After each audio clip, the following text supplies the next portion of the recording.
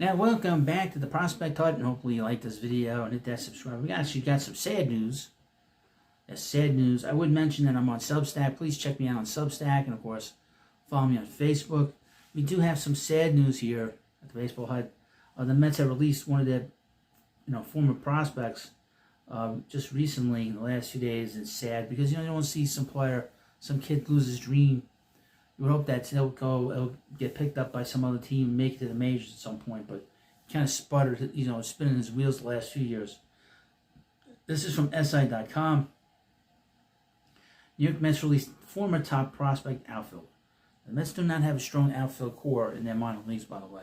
New York Mets have officially released this former top prospect outfielder from the organization. So sad. So sad. It really is.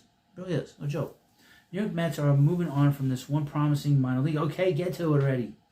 On Friday, the Mets released former top prospect outfielder Alex Ramirez from Double-A Binghamton amid activating Mark Vientos from the injured list and moving Griffin Canning to the 60-day IL.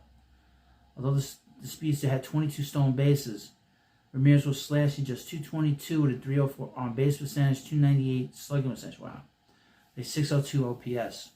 2 home runs and 14 RBIs in 54 games for the Rome opponents this season. These poor numbers came from back-to-back underwhelming campaigns in High A Brooklyn in 23 and Double-A Binghamton in 2024. Mets non-tendered him in the offseason but opted to bring him back on a minor league deal shortly thereafter. However, he did not make it through the season before the Mets ultimately decided to release him from the organization. It was not long ago that Ramirez was a highly touted prospect in the Mets farm system. In 2022, Ramirez was a number 6 ranked prospect, and in 23, he was their number 4 prospect. As previously reported by the Mets on SI, Ramirez's name was brought up in several trade rumors back at the 22 deadline, but the Mets were unwilling to part with him for a rental piece at the time.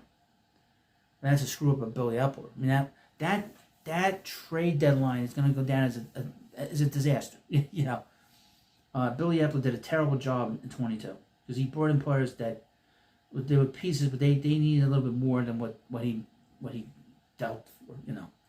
Vogelback was a disaster. Ruff was a disaster. Michael Givens, every player that he picked up at that deadline was a mess. And he had players that he could have moved to get better, and he didn't do that. While Ramirez didn't pan out in the Mets system, he's still just 22 years old. His best year in the minors came back in 22 when he posted .782 OPS, 30 doubles, 11 homers, and 21 steals between High A and Double-A. That being said, Ramirez's stock has gone down significantly since that breakout campaign. There's nothing worse than when a prospect burns out. Some players are like this. A lot of players are like this. They get signed, and they signed him at 16 years old. He's been in the organization a long time, and some players just burn out. For whatever reason. And there were all kinds of rumors about him saying that he's difficult to deal with. That's what I heard about a few years ago, but